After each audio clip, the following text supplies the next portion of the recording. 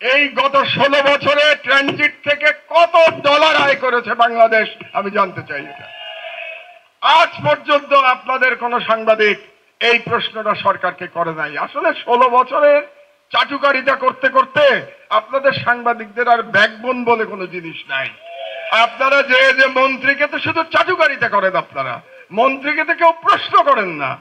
আমরা তো দেখেছি সংবাদ সম্মেলনের নামে কি হয়তো আমরা দেখেছি এই দেশে।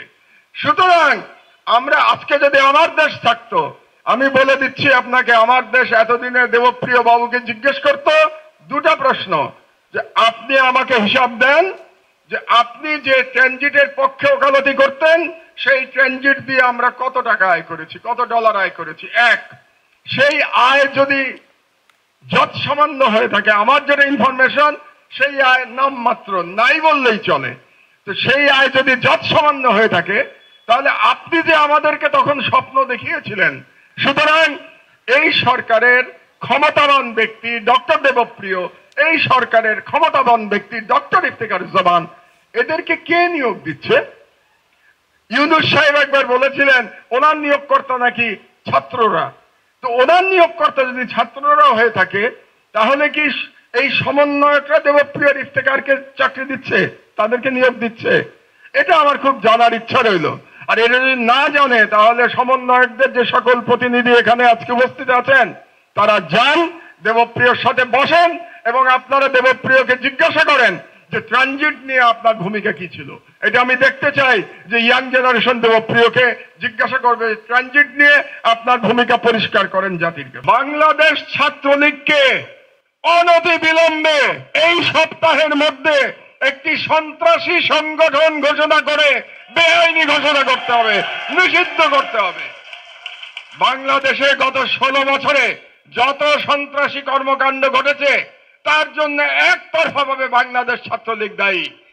আর এই যে ছাত্র জনতার বিপ্লবে হাজার হাজার ছেলে মেয়েকে হত্যা করা হয়েছে, আবু সাইদকে হত্যা করা হয়েছে, মুগ্ধকে হত্যা করা হয়েছে, এই হত্যাকারীর মধ্যে পুলিশ ছিল এবং ছাত্রলীগের গুন্ডা বাহিনী ছিল। কাজেই ছাত্রলীগকে আমরা এই অনুষ্ঠান থেকে, আমার দেশ পরিবারের পক্ষ থেকে এবং সাংবাদিক সমাজের পক্ষ থেকে এই সরকারকে আমরা 7 দিনের আলটিমেটাম দিচ্ছি। 7 দিনের মধ্যে ছাত্রলীগকে সন্ত্রাসী সংগঠন করে নিষিদ্ধ ঘোষণা করতে হবে, অন্যথায় আমি সাংবাদিক সমাজকে মাঠে সাথে নিয়ে আমরা রাজপথে আন্দোলন শুরু করব এই অ্যাকশন নেওয়ার জন্য।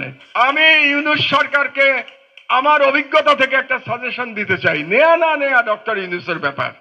এই কমিটিটা 4 জন ব্যক্তির সমন্বয়ে আপনি করেন। 1 নম্বর ব্যক্তি স্বাস্থ্য উপদেষ্টা। কেন? কারণ যারা আহত তারা সবাই কোনো না কোনো হসপিটালে তারা চিকিৎসাধীন আছে।